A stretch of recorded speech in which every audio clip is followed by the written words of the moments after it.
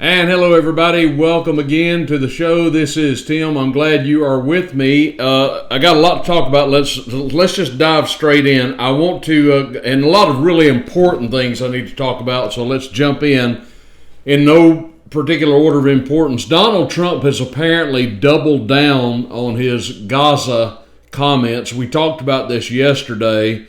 And actually for the last 2 days, I suppose it has been now. And I tried to say on the program yesterday, I did say that Trump's stated plan, which he shared after his meeting with Netanyahu, I believe that was on Wednesday.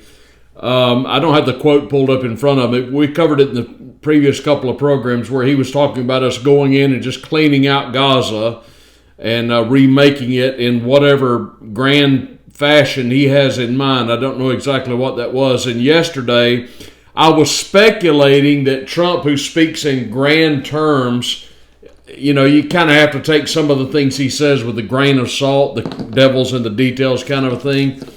And so maybe it was time for us just to pump the brakes and see exactly what he meant. Well, it's no more encouraging today.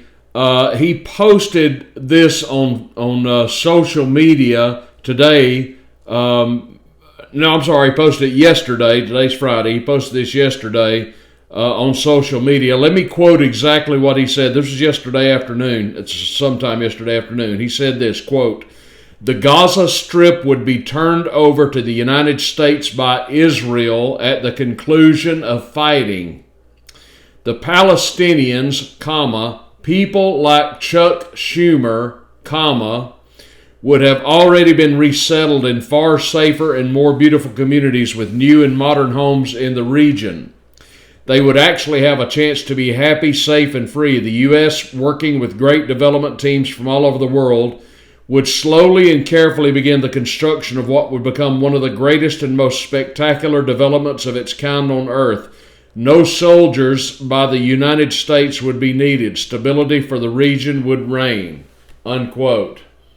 So there you have it. He's doubling down. I am still willing to concede that as time goes on, maybe things will simmer down. We do a lot of simmering here in the South in our cooking. Maybe things will simmer down. It's like Trump says we're taking back the Panama Canal, or we're making Canada the 51st state. I don't know how many people actually believe we're doing either, but he was posturing and negotiating, and like I said, he's asking high, and of course he got great response from Panama initially, and he's kind of getting Trudeau to kiss the ring too, as it were. So I don't know how serious we need to take Trump, although it doesn't encourage me, I have to be honest, that he has kind of doubled down on this thing within a day or two of meeting with Netanyahu and then making his statement. I have to tell you, I'm a little put off by him comparing Palestinians to Chuck Schumer. That, quite frankly, is a ridiculous comment to make.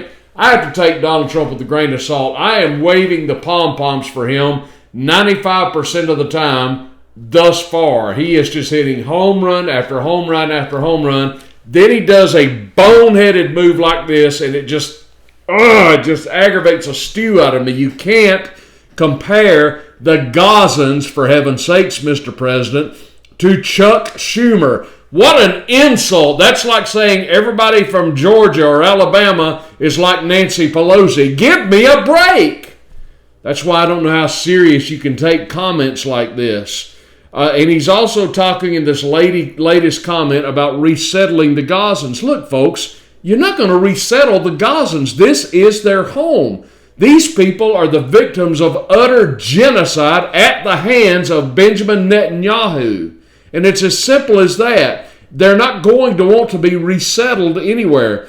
Granted, many of them may have to be because they have no further choice. But you just can't come in and take people from their homeland and take them somewhere they don't want to be. Anyway, this is troubling. We just need to monitor this and see what happens. But I don't like the sound of this whatsoever. Let me move on to something that's really stuck under my skin besides this, and it is the slow walking of Donald Trump's nominees for the various government agencies, such as Kash Patel for the FBI, Tulsi Gabbard for CIA, Bobby Kennedy for HHS. Pam Bondi was finally confirmed and sworn in. Pardon me just a moment. I need some bubble water.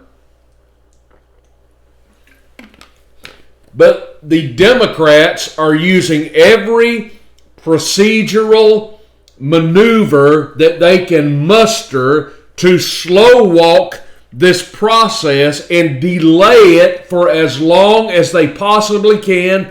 It is inexcusable, and it is a sophomoric, childish tactic. It's like they're 4-year-olds in the grocery store on the floor kicking and screaming because their mama won't buy them Fruit Loops. That's what they're acting like.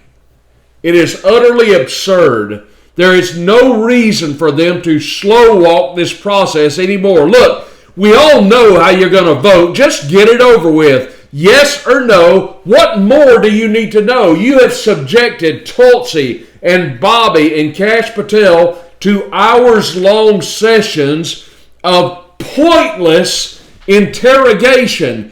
You know who these people are. You know who Kash Patel is. You know who Bobby Kennedy is. You know who Tulsi Gabbard is. And we know who you are. And we know you're not going to support them. So just stop this process. It is ridiculous. It's like a kangaroo court and everybody knows it. You're just slow walking the process just because you can. Because you hate Donald Trump and you want to give him a black eye. You want to pull the rug out from under him at every opportunity you can. It is inexcusable. Just vote. Send the thing to the floor and vote once and for all. We know you're going to vote no. Just get it over with. I have maintained that this deal, this is supposed to be the process of advise and consent. That's in the Constitution.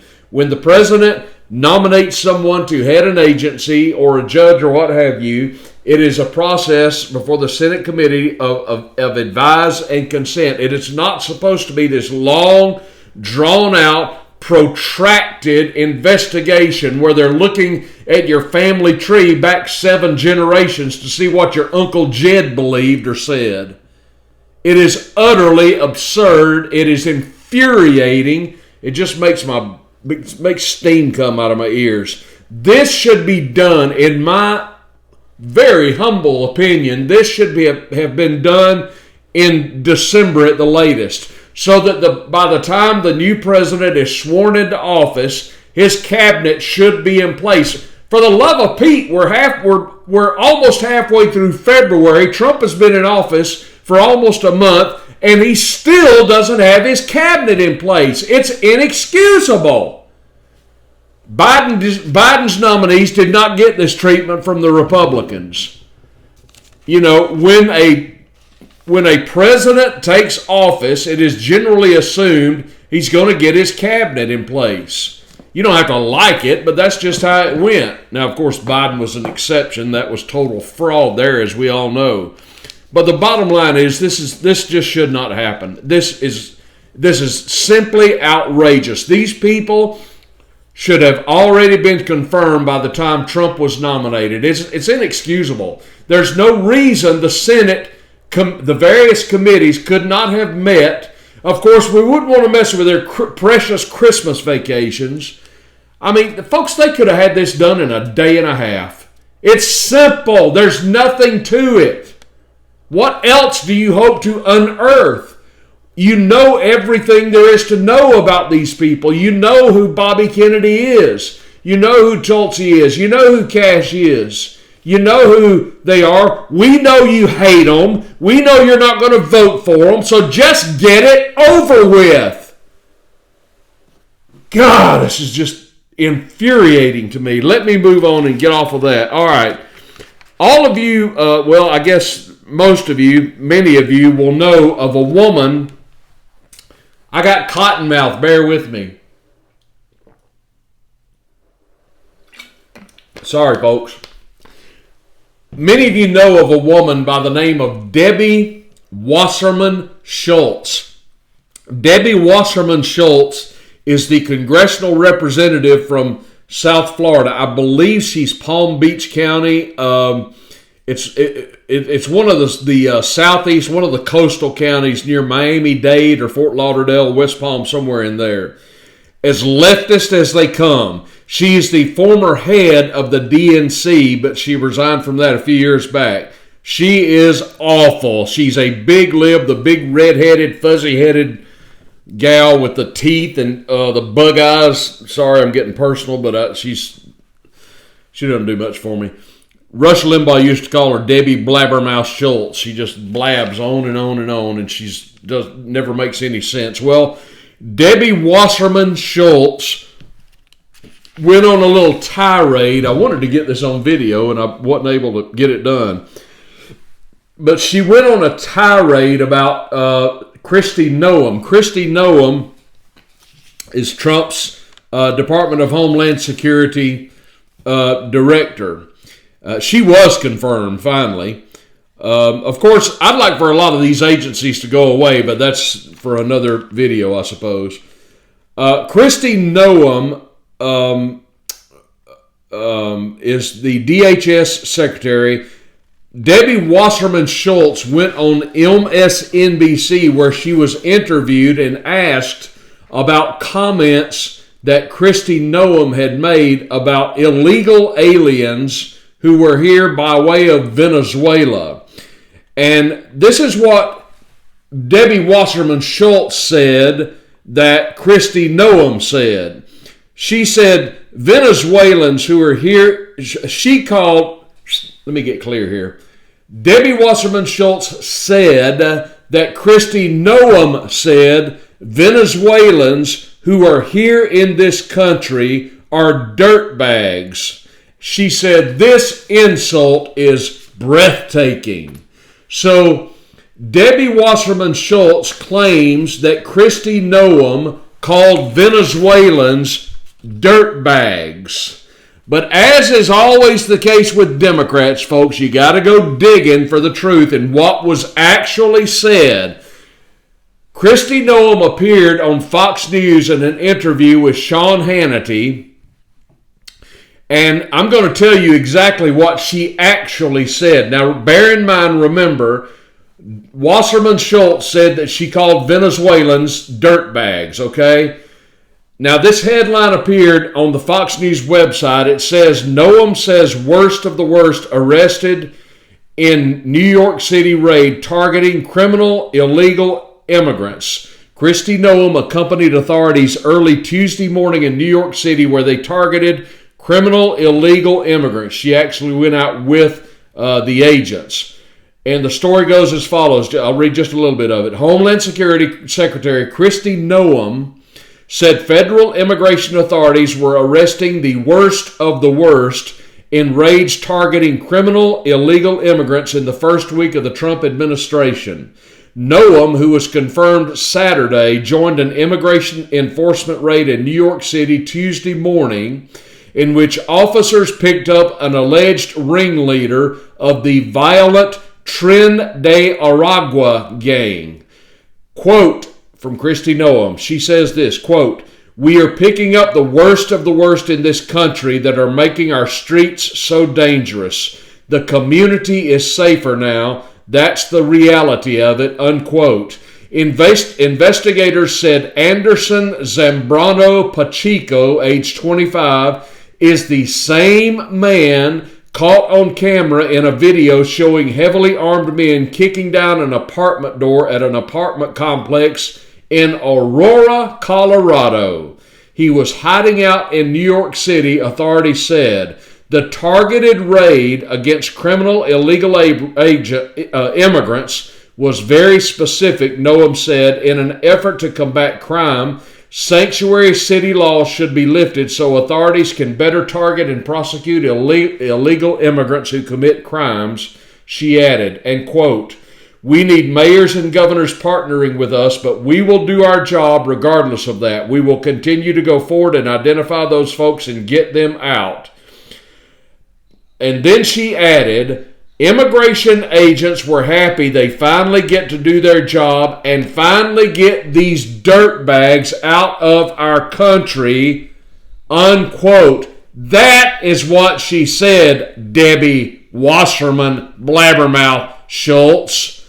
Debbie Schultz said that Kristi Noem called Venezuelan immigrants dirtbags. That is not at all what she said, and I just gave you the actual direct quote from Kristi Noem. She said immigration agents were happy they finally get to do their job and get these dirtbags out of our country. Who is she talking about? She's talking about these criminal, illegal gang members such as Anderson Zambrano Pacheco, a member of a gang from Venezuela. The name of the gang I had down here a moment ago. Anyway, he was a gang leader from Venezuela. He had formerly been hiding out in Aurora, California, Colorado. You remember how they went and occupied all of these apartments in Aurora, California? So that's who she's talking about. Anderson Pacheco, who was in the violent Tren de Aragua gang. So a little clarification for you there, Debbie Wasserman Schultz. You can't get the truth out of Democrats, folks. Every time they open their mouth, you got to go digging and find out what actually is going on so you can actually get to the truth. All right, let me move on. I got a couple of things. I want to say this real quick before I get to something I really want to talk about. You've seen the videos over and over there everywhere of these howling Democrats like a pack of hyenas. They are howling because, as I maintained yesterday, Trump and Elon Musk are over the target. They are threatening the gravy train, and that is what is going on. But you know, Senator John Kennedy of Louisiana, I like that old guy. He's a slow-talking, just country, Cajun-infused senator. He talks like this, kind of like a Cajun. You know, Mr. President. He talks kind of like I talk, but slower. But he took to the floor of the Senate, and he made a pretty good speech. And basically, he is saying this. President Musk commissioned Elon Musk to look for government waste with the Department of Government Efficiency. He's going up and down the government departments looking for waste. I think that's a pretty good thing, don't you? I think that's a good investment, that we look for government waste. But what you're hearing from the left is all of this howling, all this whining, all this hysteria, all this call for war and impeachment, all this stuff. But as John Kennedy noted, how come none of these Democrats are happy that we're finding waste? Where's the Democrat that is saying, hey, good job, you're right, we shouldn't be funding research for transsexual frog development or whatever the hell it is? Always something bizarre. You never see a Democrat coming out and saying, wow, I guess we shouldn't be spending money on that. No. Instead, you just hear the hysteria, the bellowing, like you stepped on a dog's tail. You never heard the end of the howling and the moaning and whining and groaning and yelling. And it's unbelievable. How come none of them, not one Democrat, not one, is congratulating Elon Musk for finding wasteful spending? Don't you think that's a good thing? Doesn't any normal person think that's a good thing? Why are they not giving him an award for finding wasteful spending? Instead, they're saying, we didn't elect Elon Musk as our president. Charles Schumer's on the floor of the Senate pitching a fit because Elon Musk was not elected by the American people to be the... Hey, Chuck, why can't you open your eyes and admit that he's finding waste and should be congratulated for that? Isn't it a good thing to save money? Who likes saving a little money every now and then? If you can look in your personal budget and see where there's maybe some frivolous spending and you say to yourself, well, I can cut back over here. I don't need to be spending money over here. Or I can stop eating out so much, or don't buy so many videos on Netflix or whatever. I can save a few bucks here and there. That's a good thing, isn't it, to save money? And if Elon Musk can save the American taxpayers, the one who actually run the show, can save us some money by cutting out frivolous and wasteful spending, isn't that a good thing? Why is it only Republicans are congratulating for this and only a few of them? Oh my goodness. All right, let me get to something that is really important, and I'll close with this. This is floating around out there, folks, everywhere. All the social media outfits, and I latched onto this. I cannot verify this, but I suspect that it has maybe been leaked, perhaps on purpose, as a potential trial balloon.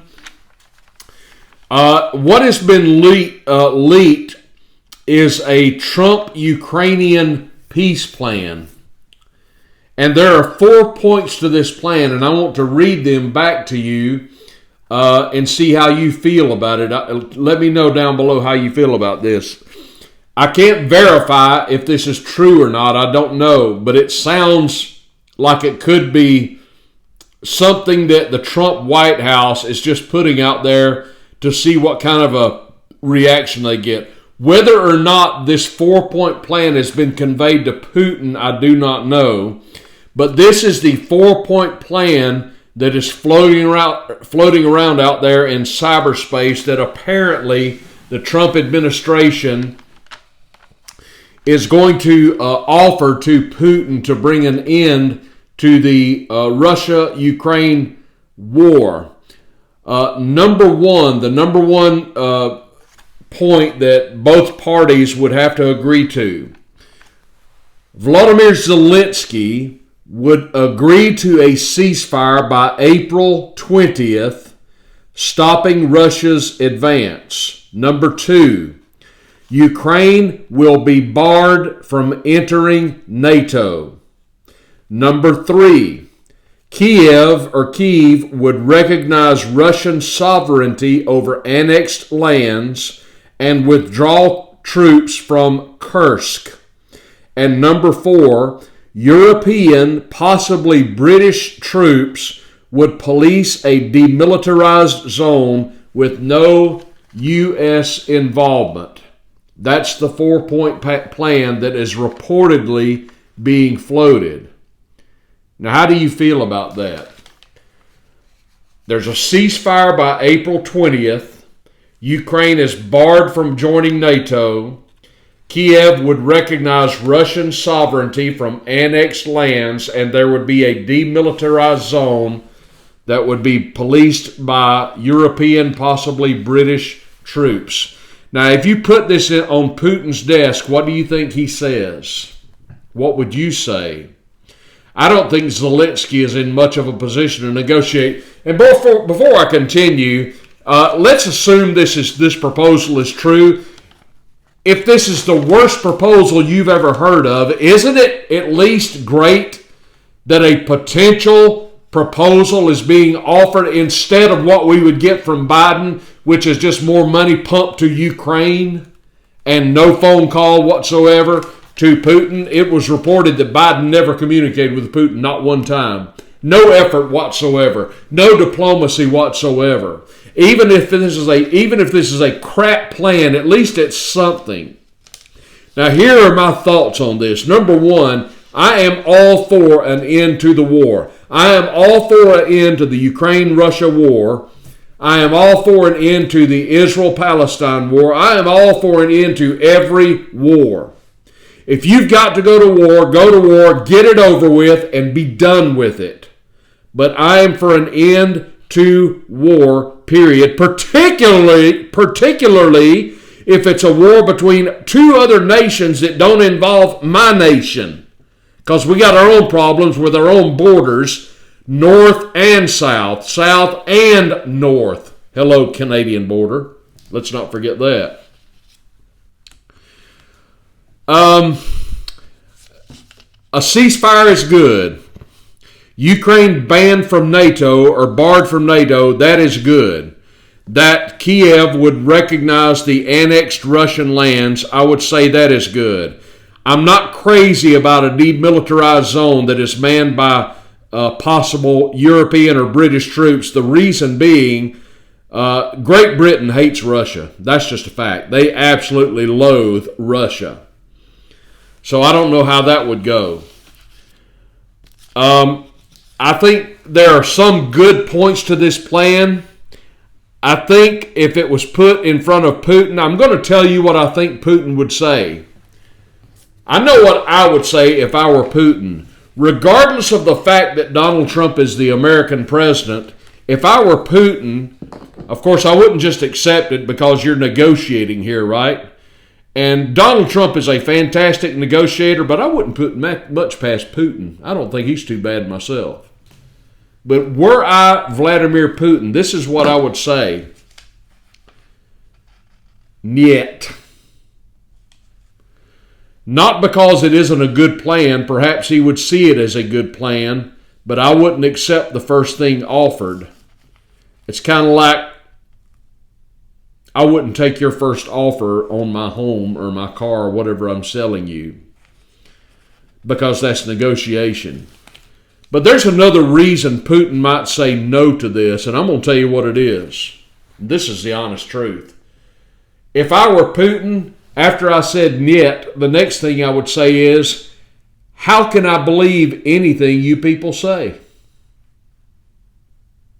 You know, we have given, the United States government has given Russia our word before. We've made deals with them before. We've made treaties with them before. We've made promises to them before. And we have broken every single one. We've told Russia before, we're going to do this. We didn't do that. We've made treaties with them. We have given them promises. Starting with at least George Bush, we told Russia, after the Soviet Union fell, Russia's concern was that NATO not be expanded east of Poland up to their border. And we agreed to that. And George W. Bush promised Putin we'll go no further. And that was a bald-faced lie from W. And we just continue advancing, and we're positioning ourselves all over Russia, all on the border of Russia, as close as we can possibly get, to the point that we were antagonizing them by threatening to bring Ukraine into NATO. And don't think for a minute that did not help propel Putin to invade. Can you blame him? So Putin, if I were him, I would simply say, how can I believe anything you people tell me? You've lied to me so many times in the past. How can I believe you now? And who could blame him for saying that? It's the truth. Now, what we've got going for us now is it's Donald Trump. It's not a Bush. It's not an Obama. It's not a Clinton. And thank God it's not a Biden. But Putin needs to be sure, and he needs to be confident that he can believe what Donald Trump tells him. Can he? I don't know. We shall see. But if I were Putin, I would not accept this deal, even though it is arguably a good deal, but I wouldn't accept the deal. I would go back to the table, and I would submit a counteroffer, and I would extract as much as I could from a potential end to the war were I Putin. Because look, folks, Ukraine is in no position to negotiate at all as far as I'm concerned. Russia could steamroll them tomorrow if they really wanted to, and everybody knows it. So as far as I'm concerned, Putin is in the driver's seat, and he should act like that in any future negotiation with Donald Trump, and I hope that he does. That would be my advice to him. That being said, I want this war to end, and I want America to get out of that area of the world completely, as well as other areas. All right, folks, let me know how you think. Down below, comment if you would please. Give me a thumbs up on the video. Subscribe to the Triple T channel if you have not yet. All the relevant links are down below if you'd like to contact me. My email, you can buy me a coffee if you'd like to leave a tip for the show. I would appreciate that very much. Hey, listen, go out there, have a great weekend. If I don't see you over the weekend, I'm going to be pretty busy, but if not, I'll see you again on Monday. Everybody have a fantastic weekend. This is Trailer Trash Tim, and I'll see you soon.